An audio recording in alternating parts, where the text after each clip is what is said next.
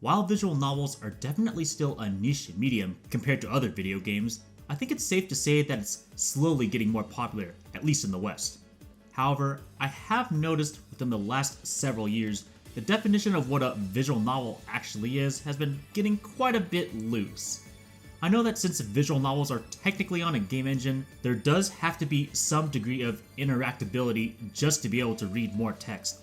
But I think some people are taking it a little bit too far and forgetting that visual novels are ultimately still novels with minimal interaction. In this video, I'm going to be going over 10 series that are commonly referred to as visual novels and debunk why I think they are in fact not visual novels at all. Now, just as a quick note, I'm fully aware that in Japan that they are really new to and don't really use the term visual novel all that much. I believe they tend to use adventure game or eroge more often, which would definitely make more sense as far as defining some of the non-visual novels that I'm going to be talking about on this list. That said, I'm going to be basing this list off what the Western definition of a visual novel is. A huge shout out to Jur for doing the editing for this video while I'm recovering from my repetitive strain injuries on my hand, fingers, and arms. Starting off with a bang, one of the most common series I see that gets mentioned as a visual novel is the Ace Attorney series. I actually think the Ace Attorney series is one of my favorites of all time. I played the original on the DS over 10 to 15 years ago. Dang, I'm really old now. Even when I learned what a visual novel actually is, when I look back at the Ace Attorney series, I just cannot for the life of me think of it as a visual novel. My personal main issue with calling that series a visual novel is that there's way too much forced interactions to actually advance the story. For example, in order to move around, you have this classic style point-and-click gameplay, similar to things like the Monkey Island series, where you have to literally click, move, and then manually click on places you have to go to just to hopefully find that next area where you have to advance and find new evidence.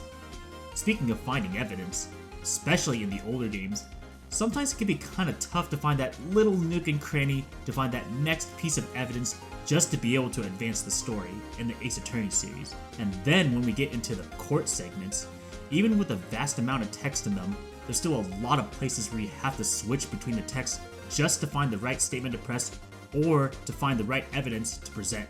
And if you present the wrong evidence, it's really easy to get game overs, which can easily throw off the pacing, especially if you're the type that likes to do a lot of guess and check. While we're still on the topic of mystery stories, the next series I want to talk about is the DanganRonpa series. Personally, I would go as far as to say this is even less of a visual novel than the Ace Attorney series. At least with the Ace Attorney series, everything is mostly text-based, where you just, at best, have to just click a bunch of buttons to advance the text. With the DanganRonpa series, there's a lot more active and reactive gameplay that you have to take into account, and they are not optional.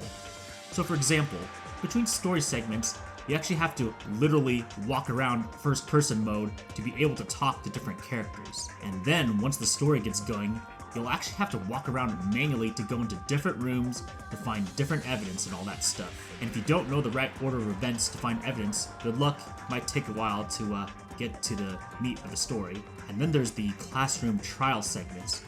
Compared to the Ace Attorney series, where you can at least take your time figuring out which evidence to present and stuff, with the DanganRonpa series, the vast majority of the classroom trials are straight up active and reactive minigames. The minigame you'll be seeing most often is seeing all the characters talk, and you have to straight up shoot a statement that another character is saying just to prove that they're wrong, or if you agree with them in later games.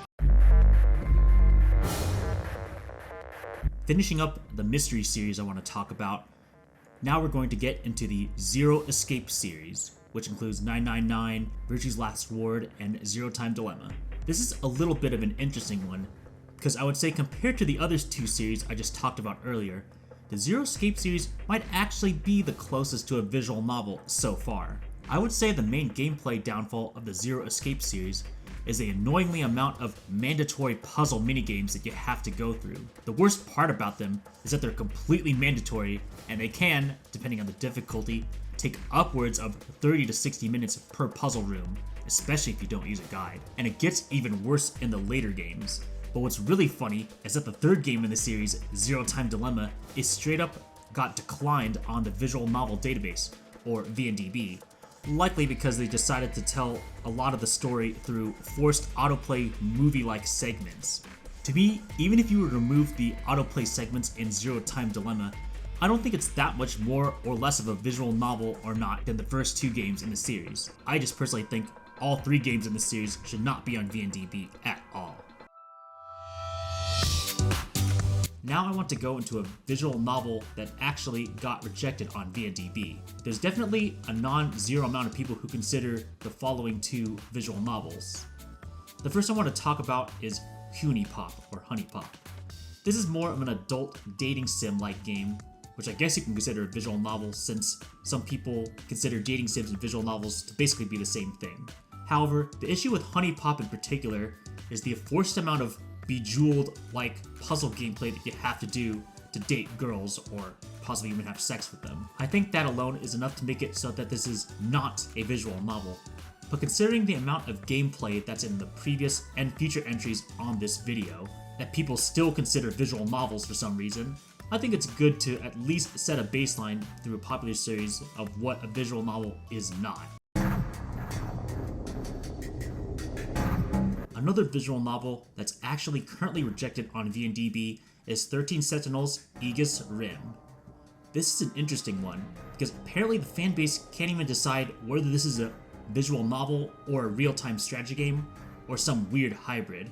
Either way, I think it's fair to say that real-time strategy is definitely a type of genre where you have to think quite a lot in order to get through the story.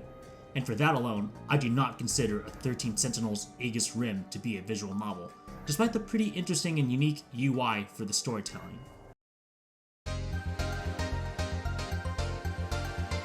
The next visual novel I want to talk about is Valhalla, or VA11-Hall A. I'll admit this is probably one of the most fringe cases on the whole list.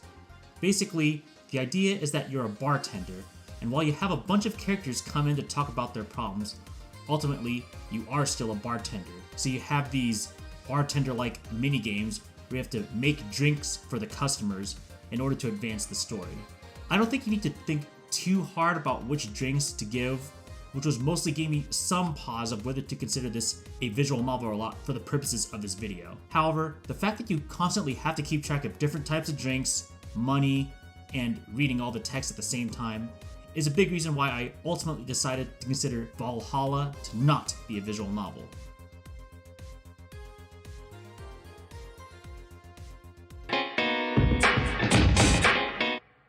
Going back into some weird entries that are considered visual novels on VNDB, the first one I want to talk about is Persona 4 and its spin-offs. The Persona series is a Japanese RPG series in the Shin Megami Tensei series that's gotten very popular over the years. Persona 4 was definitely the biggest hit, taking off way back in 2010. It got so popular, it got quite a bunch of spin-offs, including two fighting games called Arena and Arena Ultimax, and a rhythm game called Dancing All Night. For whatever reason, both Arena games and Dancing All Night are considered visual novels on VNDB, and I legitimately do not understand why. Now, these spin-offs do advance the story of Persona 4, unlike many of the other Persona spin-offs in the series. However, there's no denying that the story is just a way to provide more gameplay focus, where the whole point of Arena and Dancing All Night is the fighting gameplay and rhythm gameplay respectively. And even in those, when you go through the story for both of them, the gameplay is definitely still very much mandatory. And while I guess you can technically change the difficulty to make it a lot easier, there's still plenty of gameplay that interrupts the flow of the story, where I would say that the Persona 4 spin-offs are definitely not visual novels. While Persona 4 itself isn't on VNDB, I have seen a non-zero amount of people who have argued that Persona 4 is a visual novel, just because there's a lot of text, and then there's the whole social link thing, which kind of acts like a dating sim. While a nice feature and all, if we go with that logic I just explained, any JRPG with a lot of text, like the Tales of series or the Final Fantasy series, could be considered visual novels as well. While we're on the topic of fighting games, the next series I want to talk about is the Blazblue series. Blazblue is a kinda sorta niche anime fighting game. Fighting games are generally not known for their particularly deep stories, but for whatever reason, Blazblue decided to go over the top and make an overly complex story. There's a lot of things going on, a lot of characters to keep track of, and a lot of info dumping on the world. Admittedly, for a fighting game, Blazblue definitely has quite a lot of text compared to the average, arcade mode, or whatever story mode they decide to insert. I would definitely say the first two games in the Blazblue series are definitely not visual novels by that aspect though, because there's plenty of mandatory fighting gameplay in between the story. The last two games in the series do have quite a bit more reading between the gameplay segments, but ultimately, there's still definitely enough mandatory gameplay segments where I would not consider the Blazblue series visual novels. And once again, Blazblue was not designed specifically as a novel. While some people do like the story, ultimately, this is still a fighting game, and most people are most likely going to be playing Blazblue for the fighting game stuff, not the story. Now I'm likely going into some hot take territory. The next series I'm going to be talking about is Evenicle by Alisoft. To be honest, all of the Alisoft series could easily potentially apply for this list. However, I thought the Evenicle series was the easiest target because, unlike the Rants or Dona Dona series, you straight up have overworld map Japanese RPG style like gameplay right from the get-go. You have to control your character and have random battles to advance the story. In addition, you have to manually enter towns just to get more information and stuff. And while there is a decent amount of text in these segments, ultimately, this just feels like an erotic Japanese RPG and not an actual visual novel, especially with the amount of walking and battling. Thankfully, Evenicle does have a cool feature where you can actually have your battles autoplay, which I kinda wish more turn-based Japanese RPGs had. But ultimately, you still have to do quite a bit of grinding, especially later on if you want to beat the story, which I would say on its own is definitely enough for me to not consider Evenicle a visual novel. Finally, and what might be the hottest take on this list, I do not consider the Utawarerumono series visual novels. To be honest, I was almost tempted to make half this list strategy RPGs. I could have included things along the lines of Digimon Survive, Azalea the Eternal, etc. But considering how high the ratings are for the Utawarerumono series on VNDB, especially Mask of Deception and double especially Mask of Truth, I felt it was definitely appropriate to talk about the Utawarerumono series in particular. Even as early as the way beginning of the original Utawarerumono, or even the remake Prelude to the Fallen, in between story segments, there's a bunch of moving around in the cities themselves in order to advance the story, kind of like a point-and-click adventure game. If you don't know where you're going, you're most likely just going to be walking around until you find the right character to advance the story with, and then we get to the strategy RPG elements. Now, I'm aware that the Utawarerumono series does have difficulty modes, and if you put it on easier ones, you could lessen the amount of time you have to go through the story. But overall, even if you were to go on the easiest mode, you still have to spend a decent amount of time beating up enemies before you get to the next section. If we go off this logic, why don't we just consider the Disgaea series or the Final Fantasy Tactics series visual novels? Now that I've actually finished talking about 10 visual novels, I want to talk about some, I guess we can call honorable mentions or fringe cases. Visual novels with minigames are perfectly fine as long as they're not too intrusive to the story or they're completely skippable in some way. So for example, Symphonic Rain and Little Busters straight up have minigames that are attached to the story and make sense in a setting. Thankfully, in both cases, you can choose to have the game auto-play them, so you can win and don't have to think about them while still advancing the story. This next one might be kind of a bit of a hot take as well, but I think Baldur's Gate is the perfect example of a visual novel right on the fringe. I don't deny that the action gameplay is something you have to spend quite a bit of time on once you get to these segments, because even if you were to play on the easiest mode, you do have to basically play a 5 to 10 beat 'em up game at a time, which is definitely mandatory. However, I might just be biased with Baldur's Gate since I like it a lot and might make you sound like a hypocrite, but I still believe that at least 80% of the experience of Baldur's Gate is reading text. Sure, once you do start the gameplay, it does take a while before you stop and go right into reading again. That said, I would argue that there's some cases where the text and the pacing are a little bit too slow in Baldur's Sky. That means you're spending a little bit too much on the world building, and don't even get me started on the repetitive route nature and terrible skip text feature.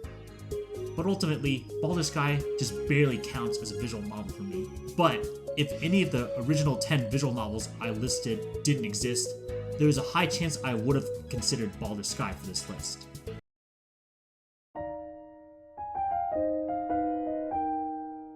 And there you have it, 10 visual novels I do not consider visual novels. I know ultimately visual novels is just a term, you're free to decide what you consider as one, blah blah blah blah blah, but in my opinion, I think it's stupid to call visual novels with a lot of extremely mandatory and intrusive gameplay visual novels.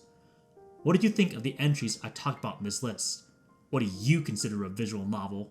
Are there any particular series you would think would be good fringe cases, or even ones that would have been good for the main list? Feel free to leave a comment below.